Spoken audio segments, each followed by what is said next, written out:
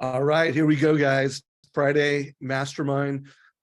This is the productivity mastermind. So we want to have a conversation around how you can optimize your efficiencies.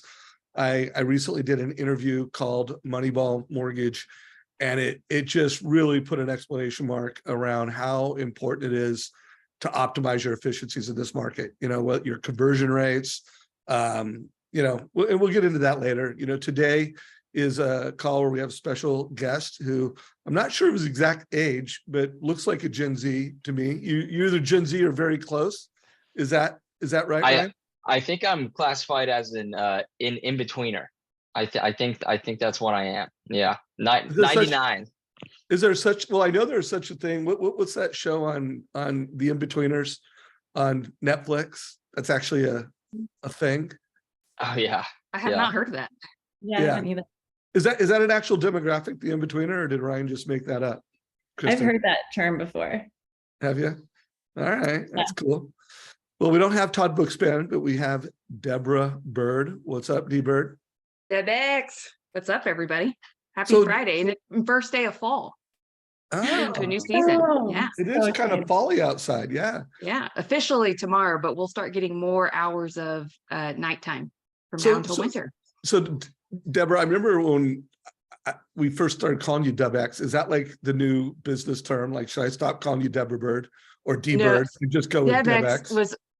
It was just always my stage name. Like so Beyonce calls herself Sasha Fierce. I just forgot the name. So it was just something that it was the character I created, kind of like prime time. So I just called myself Debex for a long time, and it's Deb to the X factor. Like, love that. Yeah, well, it definitely fits you. I dig it. I want to thank you. So it's cool if I just start calling you Debex all the time now. Yeah, like, that's fine. You bet. Okay. I tried to buy the domain, but it was $40,000. I'm like, I don't know why it was that much, unless other reasons. But yeah, Debex. Well, we're not going to drill down on those other reasons. Yeah. but Kristen Messerly, we have the executive director of First Home IQ, and it's kind of a big time with Kristen. And Kristen, good to have you here. Yeah, so happy to be here. Thanks for having me. Yeah, and then this will be my second interview with Ryan. Right, Ryan? This will be the second time. He was referred to me by Ty Kern, who is a leader with Guild, the Cherry Creek brand of Guild. Been a personal friend of mine for a long time. To me, a very elite and successful leader in the industry. And he was just bragging on you, Ryan. Like, he's like, this guy is the future of lending. And I think when I did my first interview with you, which we called House Hacking, with Ryan Wise, it was the coming off your first month in the business, not first month in the business, but the first month where you did was it like $1 million in production, or milestone? It was my first $1 million month. It was about 1.4 million. Yeah. Now, by the way, you just said first. How many $1 million months have you had since then? I've had several this year. I've had it. I'm trying to think back. I've definitely had a couple this year. Yeah. It's been a crazy year. Yeah. And how long you been in the business? This will be my second year. My full at the end of this year, I'll be in for 2 years, fully fledged. So I know loan officers that have been big producers that have closed lots of loans that are very happy with $1 million right now. So congratulations, you've made it. And if you can make it in this market, you can make it in any market. So guys, we're going to interview Ryan, and we're going to have a mastermind around one, being new, how to win. We're going to hear what he's doing, how he's doing it, how he's winning with first-time home buyers. Before we do that, I want to have Kristen give just an update on First Home IQ. This is an exciting week for First Home IQ. So Kristen, why don't you tell us what's going on with your big mission? Yeah, there's a lot going on. And as I jumped on here, I was like, oh, I've got circles under my eyes, but it's been a lot of work, and super excited about where we are with the organization. If you're not familiar with First Home IQ, we're dedicated to educating the next generation about financial literacy and home ownership. We launched this week online courses directed towards Gen Z. We have 3 on right now that are kind of basic money management and credit and debt management, that kind of stuff. And we'll continue to drip this out with rent versus own and how to buy a home, anything that you need to get to your first home and sustain it. And then we also have a presentation that is designed for mortgage professionals or real estate professionals who want to do a workshop in their community. So that is ready and is about to be released to our founder friends and then our broader community. And then we are shooting some really high quality videos on Monday. So I've been really focused on getting the shoot set up and video scripts done. And then the biggest thing is that we are announcing what we're calling an ambassador program. And if you're not familiar with that yet, this is where loan officers and real estate agents, but we're starting with loan officers, are donating $100 per closed loan. And those who are really committed to that mission of building financial literacy for the next generation in their communities. And so we had a really incredible response with pretty low, it's kind of a soft launch of this program. And we've had around 50 loan officers say that they want to be a part of this. We're going to start with a beta launch of 20 so that we can really develop the program together, hear feedback, see that, how we can add value to the ambassadors by building their brand as a local ambassador, and giving them materials that can help them to not only be seen as someone who is committed to that mission and share that mission, but also be facilitating that and getting involved in their community as an ambassador at First Home IQ. So we will announce those first 20 to the community that's signed up later today, and then publicly with Housing Wire on Wednesday. So, but just because we are launching the beta program doesn't mean we won't be launching with everybody soon. So if anyone is interested in signing up for that or learning more, you can go to firsthomeiq.com, or you can contact me directly and I can send you a link to that sign up. So I'll put my email in the chat, but it's Kristen@firsthomeiq.com. So that's the big update. That was a big update. But by the way, I also just put a link to the ambassador sign up at the top of savageinsights.com. So you can go there. And then one last little breadcrumb, guys. I'll leave this up for just a second. You can put your camera over the top of that and you can actually sign up there. So if you want to be considered, we're going to pick 20 actually later on today. Kristen, myself, and Todd Bookspan are going to go through all the 50 plus people that have said, hey, we want to be in the beta. Remember, we're going to add more. We just think that, hey, we need to have 20 people that we think are going to be part of the beta, and but we're going to be making this available to anybody who wants to be available. I mean, we will have some criteria. We will be checking out people online, making sure that they're good loan officers. There will be some training that we call sustainable home lending that will be an online course to make sure that the people that are ambassadors and representing the brand in high schools, colleges, Boys and Girls Club, that they're available. I just noticed Brendan Bracken. I don't know, Brendan, everyone needs to go through the process. So please, go to the application. Josh Metal is going to be one of the first 20, but I made him sign up. He's just like, I'm in. I'm like, well, you got to go through our sign up process, bro. So go through the sign up process. First of all, we got a in-betweener on the call. So what are your thoughts on this whole thing, Ryan? Any color you want to add or any questions you have?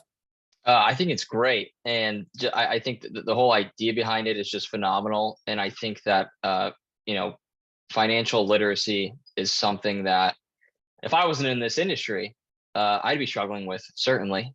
And it's just such an area that I think is under taught and undervalued, especially with my generation in particular, being a part of it. And so I think it's phenomenal. And I'm really excited to be a part of the ambassador program.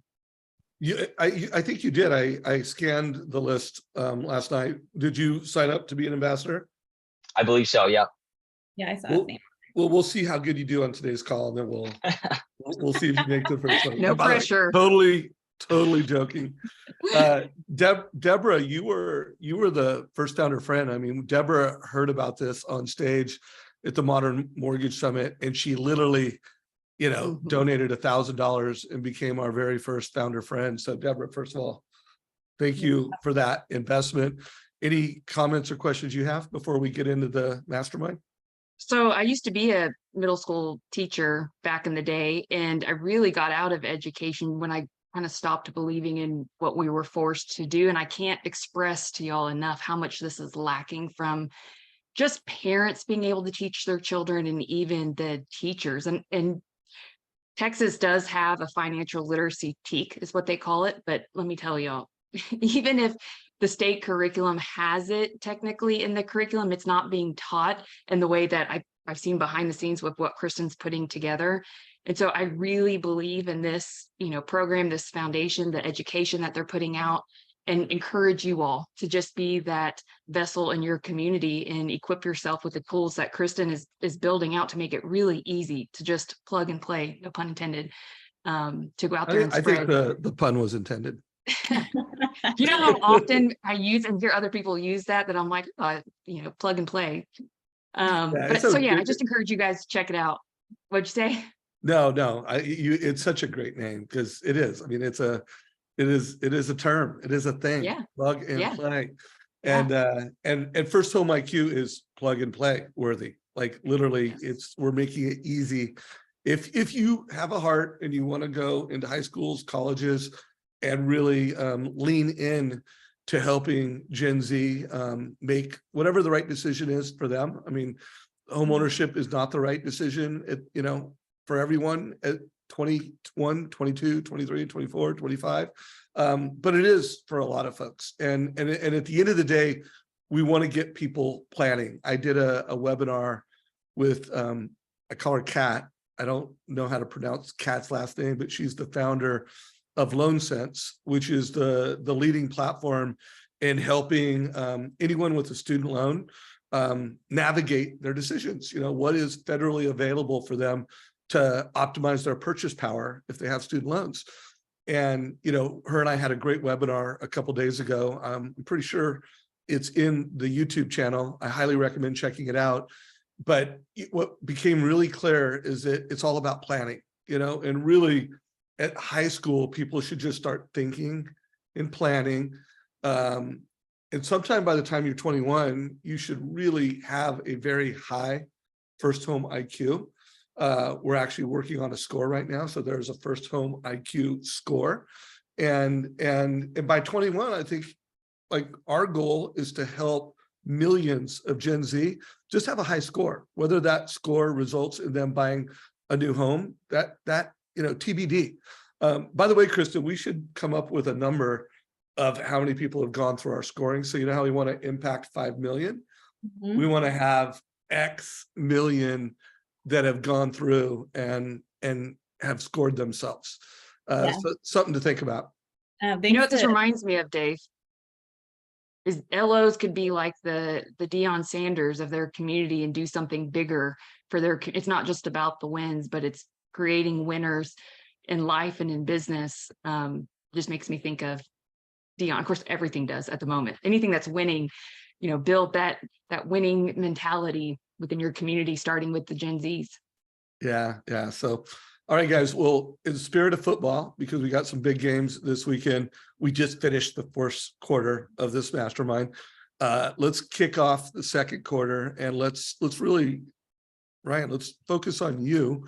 If you could just quickly share everybody what market you're in, a little bit about your, yourself as an originator, and then share a first-time homebuyer story with us. Tell us, a story about a first-time homebuyer that you served and how you helped them gain clarity and confidence. Let's go. Yeah, absolutely. So this will be my second year, like I said, in the industry. I am a Colorado Springs native. So that's where I was born and raised, and that's the market that I'm in. I'm attached to our Denver office, and so I serve kind of from Pueblo to the Denver region, sort of all those areas. And It has been certainly an interesting 2 years, but I found for me that, the best way to keep me going, and my business has grown this year, is for really just to, kind of step away from the sales side of things, and really be a resource and act as an educator, which I think it kind of goes really well along with this whole first home IQ thing. And I've never really been good at sales, to be honest with you. And I don't like it. I don't like being that salesy guy. I like educating people. And I think the best way to sell someone, honestly, is to educate them and make sure that they understand what they're actually getting into. And that's why I love MortgageCoach and all these tools that we have. I think it's just really unparalleled when it comes to illustrating home options for people, and the comparative analysis is just awesome, and it's easy to digest. And cool first time homebuyer story I actually have going on right now.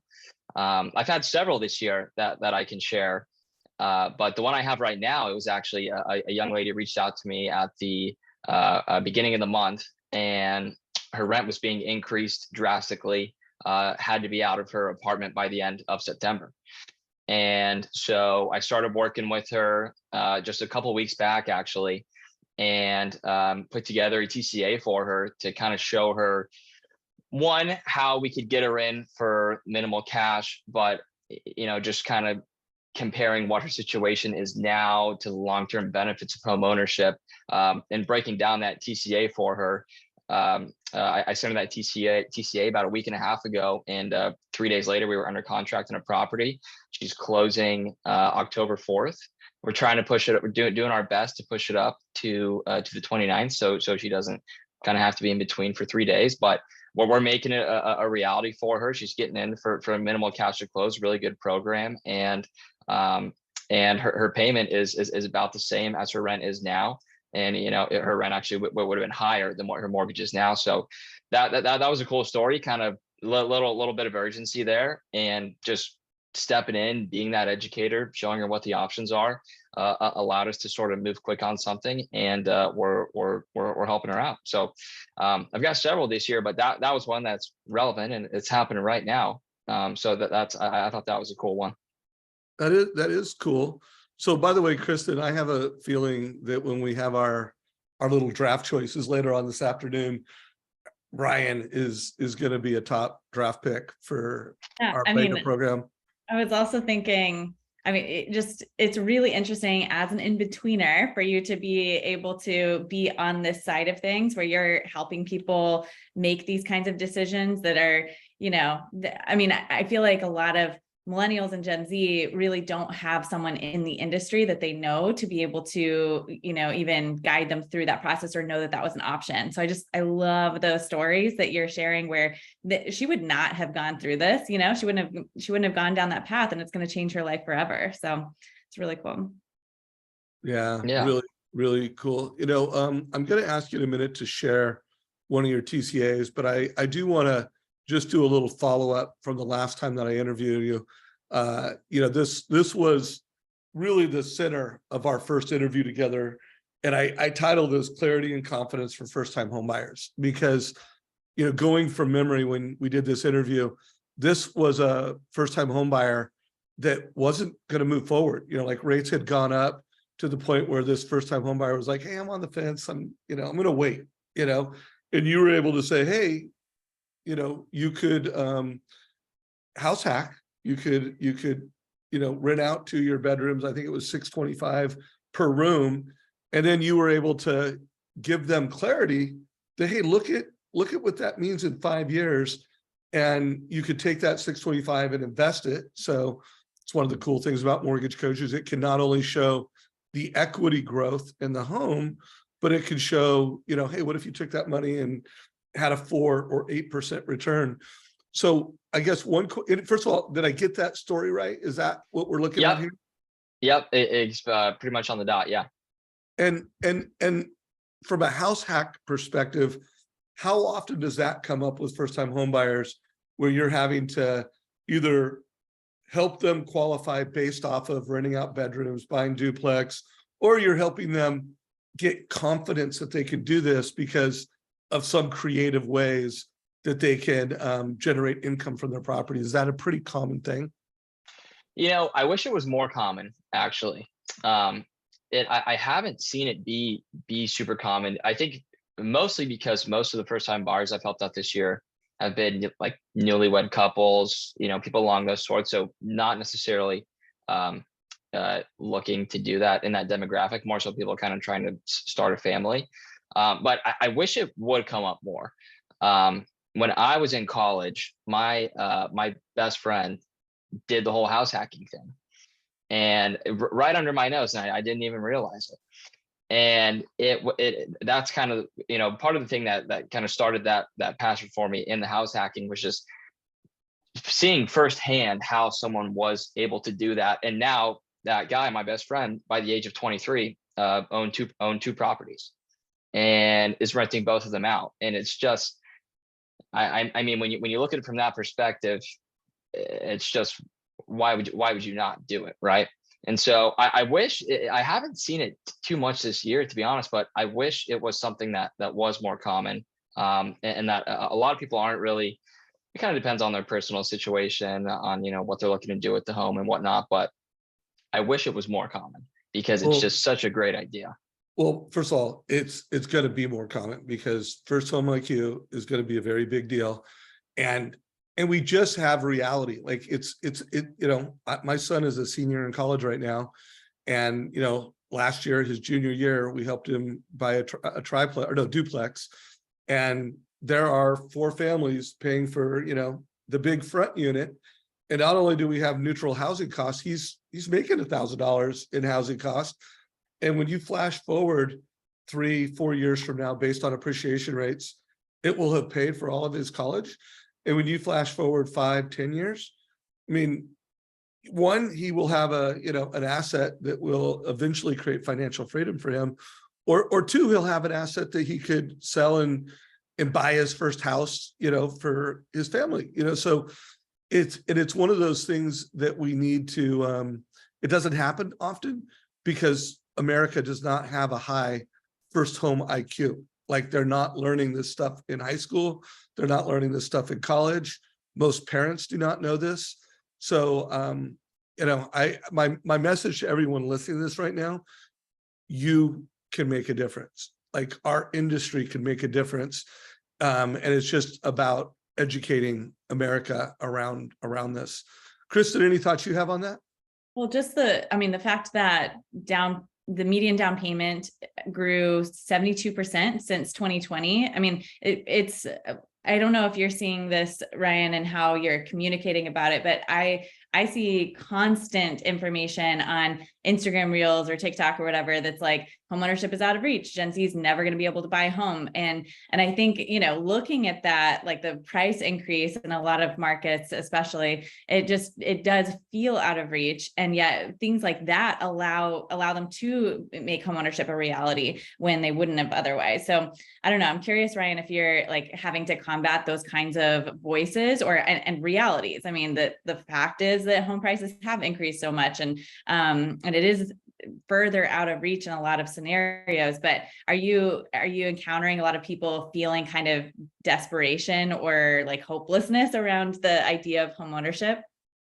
Absolutely. And I think it stems from a couple things. The down payment being one of them. I think there's a huge misconception on how much you have to come in with, right? And also what you can do to combat, especially in markets like these. Through most of the wins that I've had this year, in those deals, there have been some form of seller concessions, $10, $15, $20,000 that you're able to negotiate from the sellers to, depending on what the situation with the buyer is. Maybe they're strapped for cash, right? A lot of people are in this economy with the inflation that's going on. And so maybe we're using that to help cover their closing costs, or maybe we're using that to do a permanent rate buy down because they're worried about their monthly payment, or maybe because of the high rate environment, they just can't qualify for what they would want simply due to that. And so there's certainly a lot of desperation out there, and there's a lot of misconception. There's a lot of misconception as far as what's happening in the market. I could literally talk about it for hours, when it comes to appreciation, and you see these big headlines that say, appreciation drops by 50%, from from double digits to still well over what the historical average is for home appreciation. And so there's a lot of I guess, fear mongering might be a bad term for it, but that's what I would call it out there. And certainly a lot of desperation and being able to dispel those myths has been a huge part of my business this year.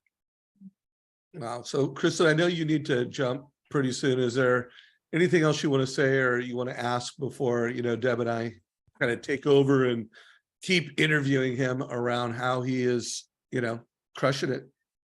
Yeah, I'm excited to see the rest of this interview, so I don't want to take any more time. But Ryan, I will definitely be in touch with you soon, and so happy to be a part of this beginning of the interview. So I don't have anything else to add other than just excited to hear the rest of it.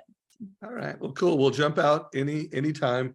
Deb X, I know how I definitely want to. I have a script that I think new loan officers should be using, and I want to kind of drive that. But before I kind of go, let's just call it do the second half. Is there any questions or comments you have for Ryan after what he shared?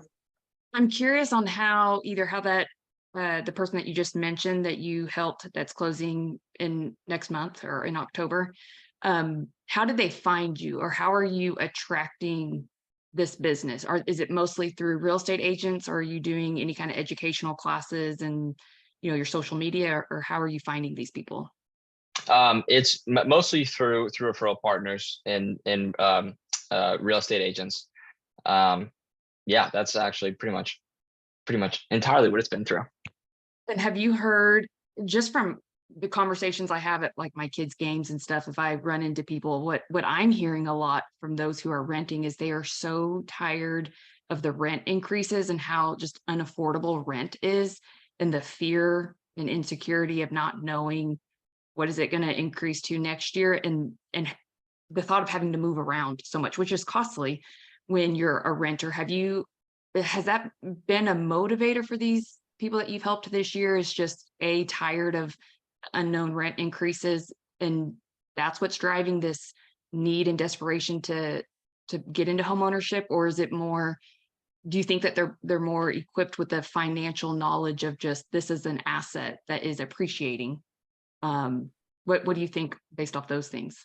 I think it's a mix of both. I would say more so on the side of what you said, as far as rent increases and the uncertainty of where am I going to be and things like that. That's been a huge factor. And the client that I just mentioned now, that was her factor, was saying, oh my God, my lease is up next month. They're increasing my rent by this. And, what am I going to do?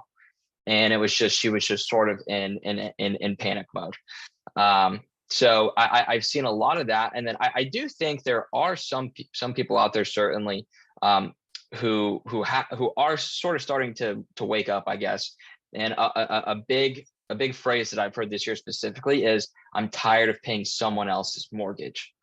And kind of, people sort of starting to self-educate in a sense, on exactly that, seeing, I think a lot of people saw what happened over the past few years with depreciation, and I think that's become a part of it as well. But really just the fact that they are paying someone else's mortgage, right?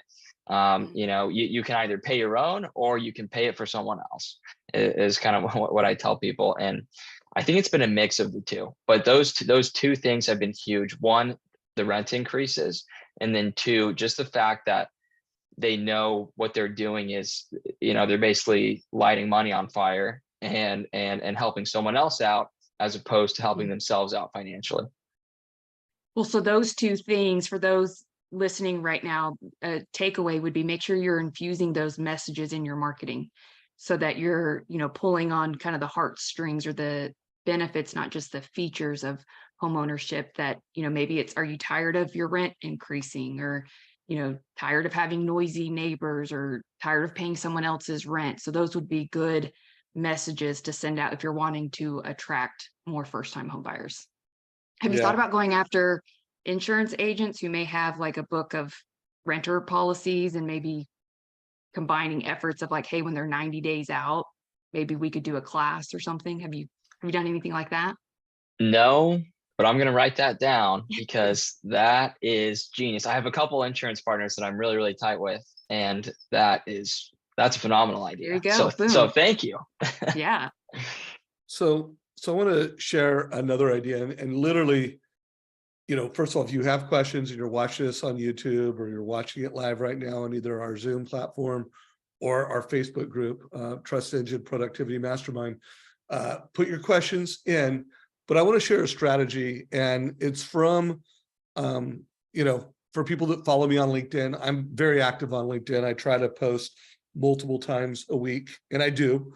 And then I think I have almost over 100 articles that are like more like lessons. And one of those articles is called the New Loan Officer Playbook. And it's I was just thinking I might want to redo this, make sure my interviews with you, Ryan, are in here, because you can see it. I did it in 2021, so it's a little dated. And yeah, I've got 108 articles. I didn't exaggerate.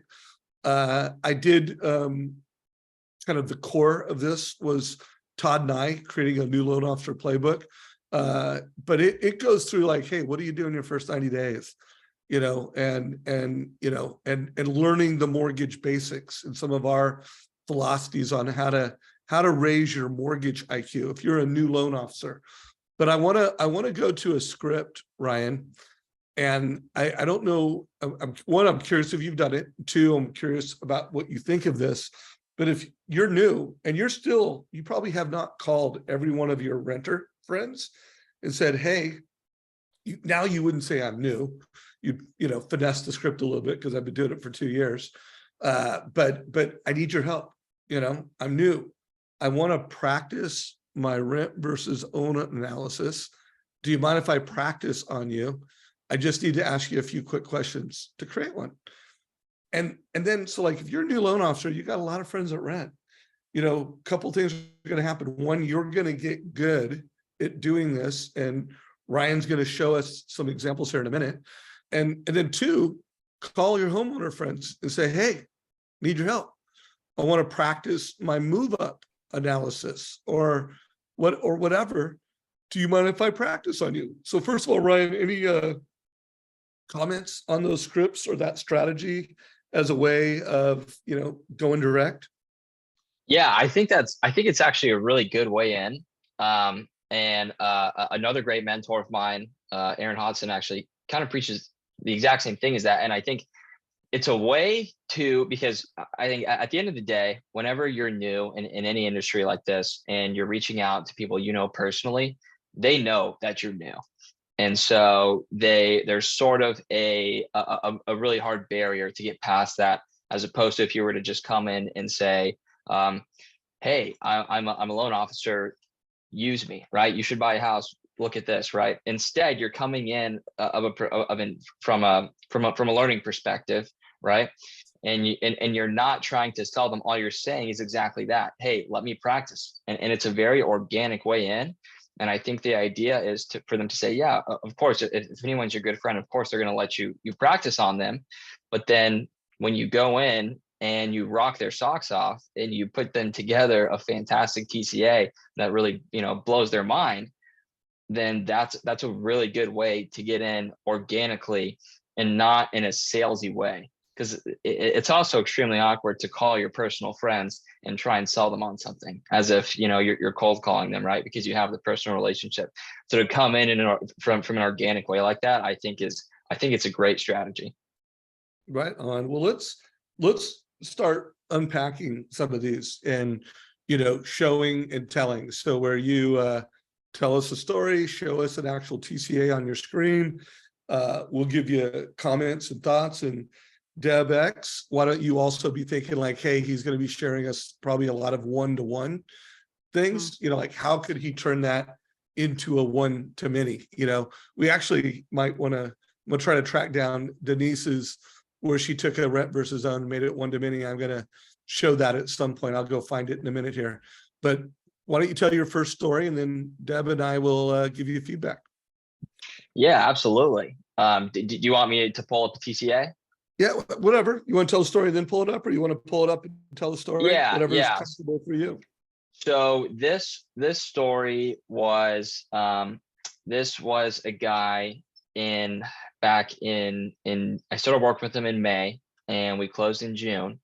And he was really concerned about his payment and was really concerned about, just like I said, it's a lot of the things that people are seeing, these headlines of, you know, the high interest rates, et cetera. And he was really concerned about his payment, and just kind of had a hard cap for me and told me I want to buy this house. This is also a lot of what I'm hearing this year, is I want to buy a house at this price, and I don't want my payment, it can't go above X dollar amount. And when you're looking at most of these rate sheets, it's more or less impossible to do that in a lot of scenarios without getting creative. And so I pitched him a seller buy down, which has been really successful in my market. You know, we've seen homes kind of sit on the market a little bit longer. The sellers are starting to get desperate. And so we've had a lot of power this year in my market with our buyers, and being able to reach out to the listing agents and negotiate these concessions in. And so with this guy, that's exactly what I did. Put him together a TCA, showed him kind of a few baseline options, and then showed him, hey, here's what we can do if we negotiate concessions from the sellers. Use that to buy down your rate, buy down your payment. And that ultimately is what got him into a home. And that's what we ended up doing. I think you're on mute, Dave. Yeah, sorry about that. Hey, let's show us a TCA and walk us through how you brought clarity and confidence. And here's the deal, guys. You cannot help optimize the purchase power of a realtor's referral if you're not doing what Ryan's doing. Like, until they have total clarity around their options and they can see it visually, they're not optimized, you know. And this is what realtors need right now. They need a loan officer who can do more than close a loan, can optimize purchase power and confidence. All right, let's check it out. We just even take a moment to recognize the fact that Ryan's only been in the business 2 years, and look at his speech and how much financial literacy he has, and the tech stack where he's using MortgageCoach to educate. I mean, kudos to you, Ryan. Good job. Thank you. Yeah, so this was just kind of a few different scenarios. Like I showed them, I always like to show, if you're ever going to present a seller buy down option, you have to give them the worst case scenario. Hey, this is ideally what we're looking at. What I kind of always say is, this is what we're looking at if I was just to be a cookie cutter loan officer and quote you what's on my rate sheet and not really get creative at all, not really put any effort into this. And this is where you show them that breakdown of, the 7.5 rate. You're seeing cash to close, where their payments at, etc. Now let's see this, and then kind of just go through the different tiers, right? With 5% down and 5% down, 10% down, and both of these have concessions. And then we're looking at these last two scenarios. This last one was kind of the one that I sold them on, with the $400,000 down. This scenario, actually, sorry, this is a few months ago, so I kind of had to jog my memory. This one, the asking price was $370, and we were going up against multiple offers.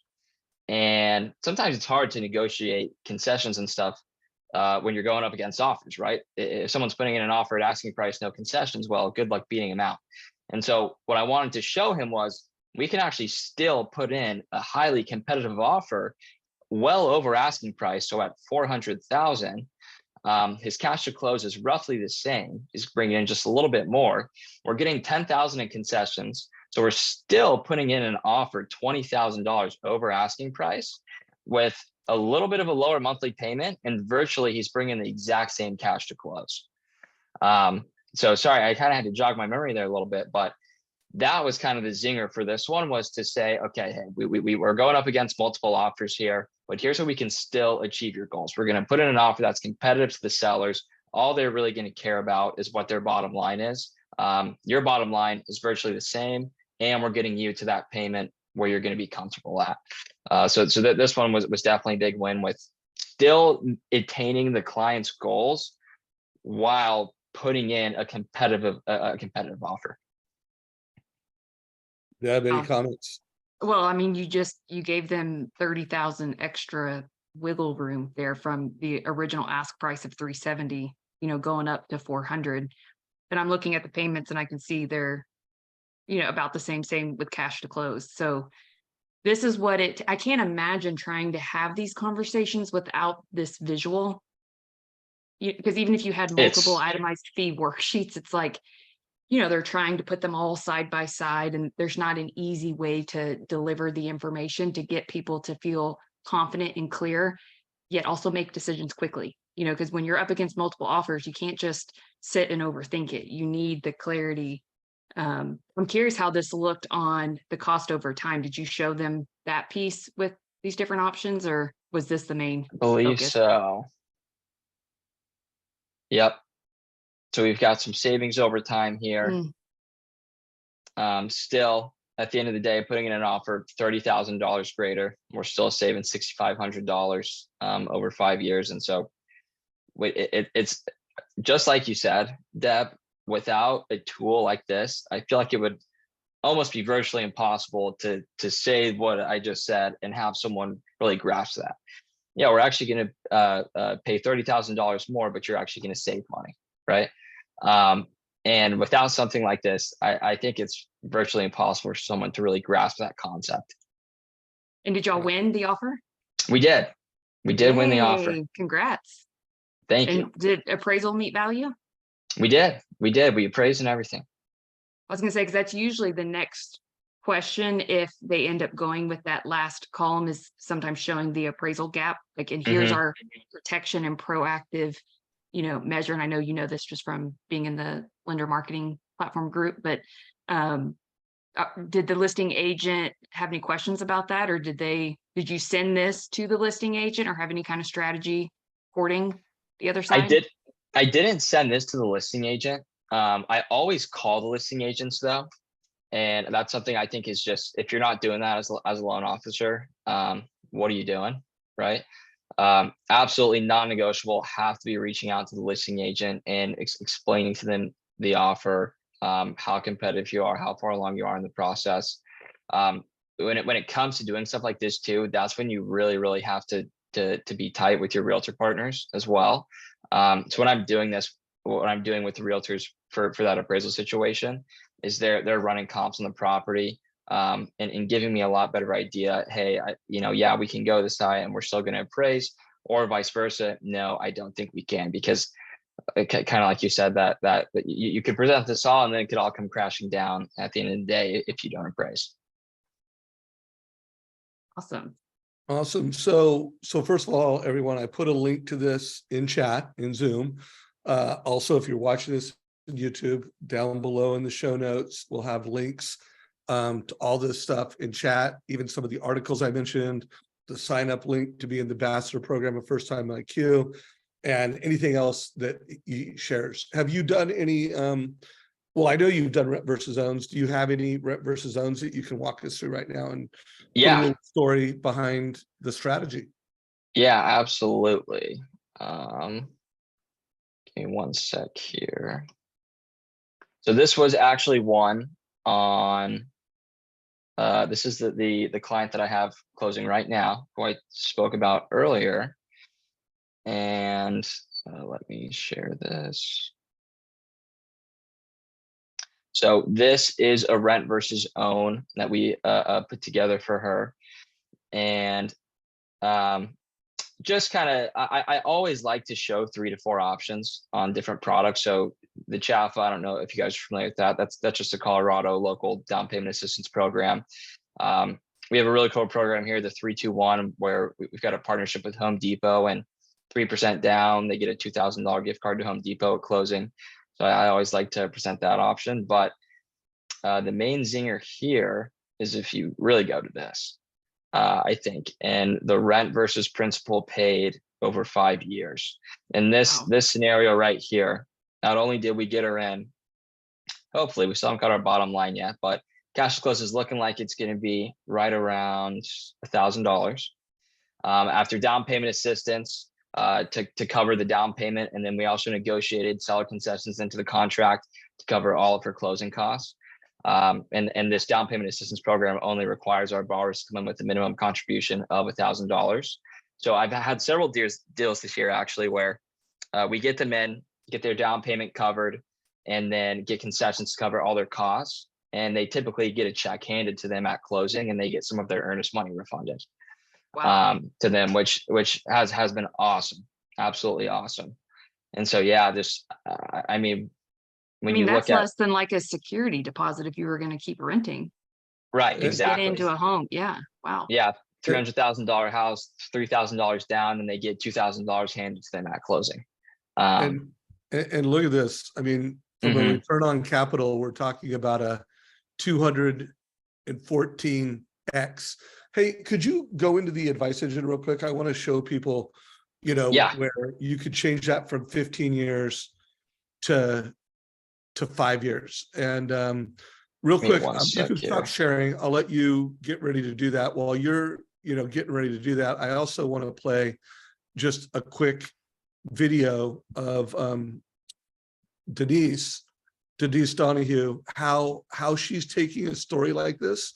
Because by the way, this is a killer story. And you could take that story and create some social media content with it, where you do something like this, like your version of this. So this is Denise. Let's hear how Denise would take like a one-to-one story and then create a video on Instagram. Let's check this out. And then Ryan, I'm going to have you log in and just show people how to adjust that. Monday morning, I like to look at the real estate market, see what the trends are. And I wanted to share this with you because it kind of made me want to vomit, but take a look at this. So I'm looking at Frisco, Texas right now. We are still in a strong seller's market, but this is the statistic that sat out to me. Median rent right now in Frisco, Texas is $3,500 a month. That is so much money. So then it made me think, well, what could you buy for $3,500 a month? And should you? Let me show you. So here's the analysis I ran. If you're paying $3,500 a month and you only have 5% to put down on a home, you could essentially keep your payment the same and buy at around $365,000. But here's where I almost vomited. If we were to analyze this over the next 120 months or 10 years, you would have paid almost $500,000 in rent. And rent just threw all of this away. But by owning, you would have put $52,000 back in your pocket, because this is the principal amount of your payment that you get to keep that goes towards your loan balance. And then your net worth at the end of 15 years, if you're renting, is zero, because that money doesn't work for you.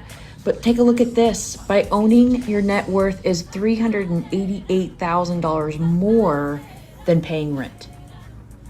So every Monday morning. So guys, I mean, so Ryan, think about your story. I mean, it was 1,000, it wasn't 5% down. It's like for 1,000 down, look what you could accomplish in, 10 years, 15 years, 5 years. First of all, any thoughts on creating some content like that? I have a meeting at 11:15 about this very thing. It's something that I've been a little behind on, and I'm really trying to ramp up. So that actually just blew my mind. I'm thinking I've made probably 200 TCAs by now. Why am I not sharing these with people? So thank you for that. I'm going to bring that up in my meeting. Yeah. Think of every TCA as a story, and the better you can get at storytelling online. And when you use the TCA, it just provides that third-party evidence where you don't sound like a salesperson, and you just broaden the awareness. Now, obviously, she didn't mention names, and she covered, for client confidentiality, but I really push on my clients that as a minimum standard, as a rock star at Plug and Play SM, they are to create one TCA post a week, and we call it TCA Tuesday, where it's time blocked, they're committed, they already know which TCA they're going to use for the week, and they sometimes show different parts of the TCA, but that's how we built Denise's brand and positioned her in the minds of being the nerd. It was all focused around the TCA, and I'm talking from agent meetings to big monthly masterminds with real estate agents. I mean, everything was centered. That TCA is what made her the nerd to be able to speak and talk and walk the walk with her client. So I would really put the squeeze on you. I tried finding you on Instagram. I didn't find you, Ryan. No, I'm sure you're Him on and it. I had You're not? Yeah, we had a little. He's I'm got a not. personal account, but he's starting a business one. I mean, Okay. he's not a Gen Z. He's an in-betweener. Maybe that's like the in-betweeners aren't on Instagram. Maybe I don't know. Yeah. I'm working on it. I'm working on it. Okay, good. Squeeze on the Coach Carvel squeeze. You know, that would be the next layers, really building that personal brand and sharing it, you know, so that more can get the lesson. Yeah, and Brendan Bracken just did a little shout out. Great idea. He's kind of with you, although he's done 3 posts. He goes, we've done 3,500 TCAs, but maybe, 3 social posts. So game on, Brendan. And also, Brendan, let's do an interview.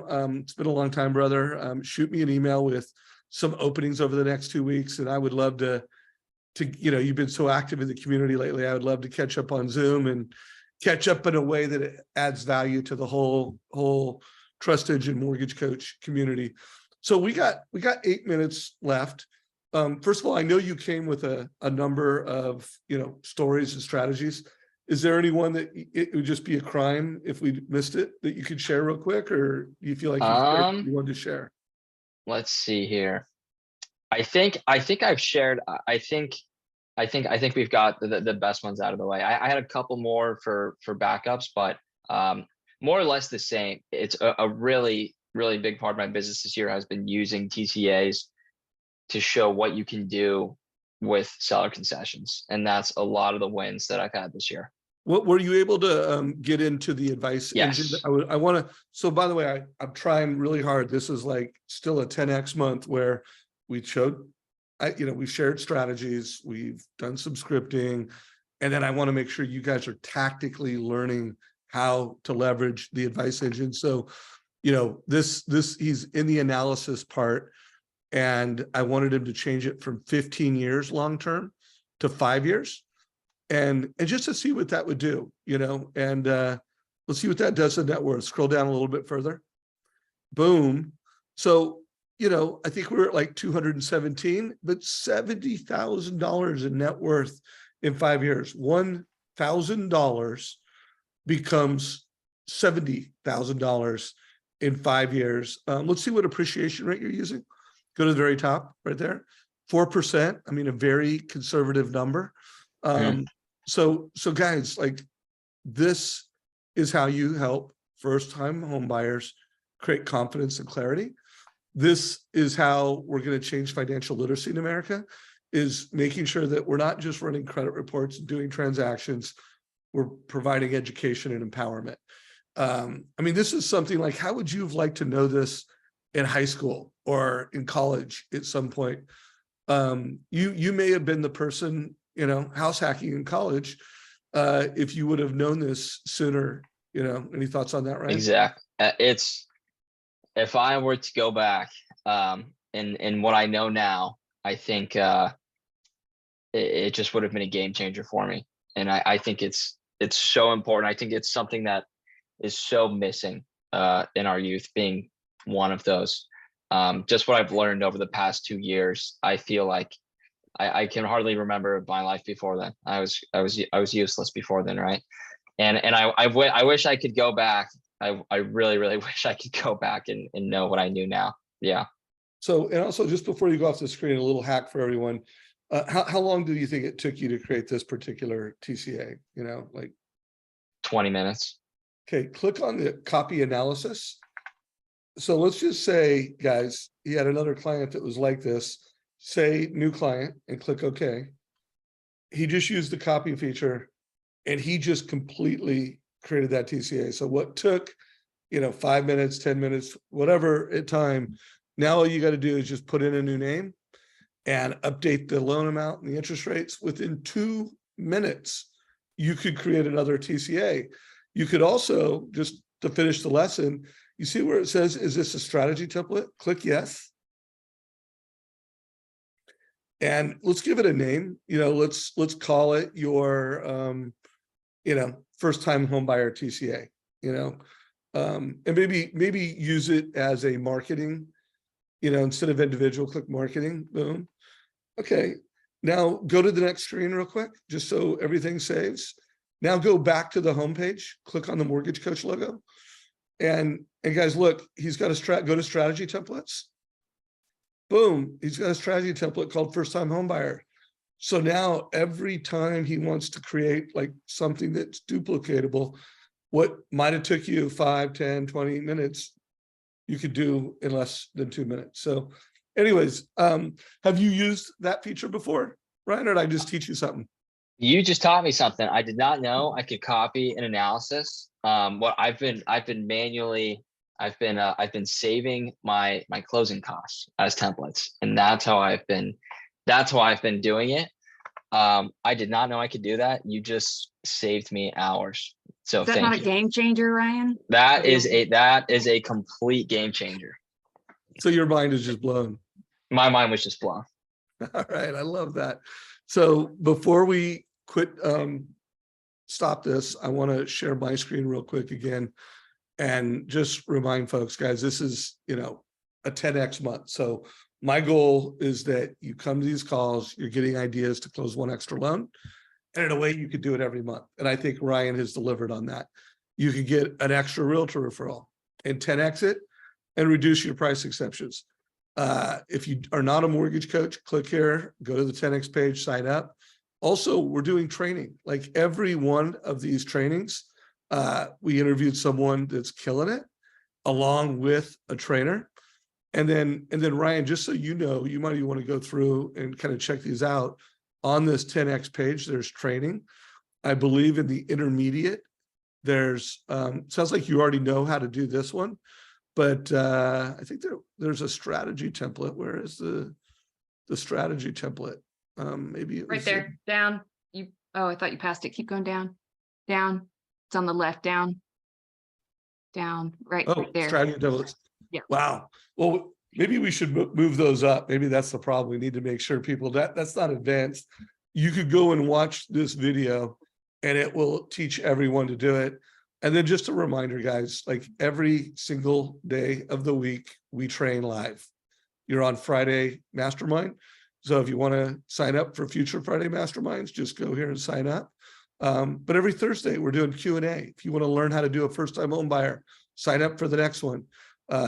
Every single Wednesday, we're teaching strategies. Sign up and think of it as like just private coaching. Every Monday is, me interviewing badass, successful human beings that share our values. And then every Monday, like beginners training, like sign up and we'll teach you from the ground up. So Debex, I'm going to give you the last word, but Ryan, any closing thoughts from you before Deborah closes us out? Be an educator, not a seller. That's what I would say. Those are my last words. Well, you're going to get, if you want, we would love to have you as an ambassador. So we'll formally make that invite, but you killed it. This was a great interview. I would love to have you among the first 20. So just know you're going to have my vote, and we'll get an email out soon. So you'll know if, we can formalize that later. Deborah, bring us home, close it out.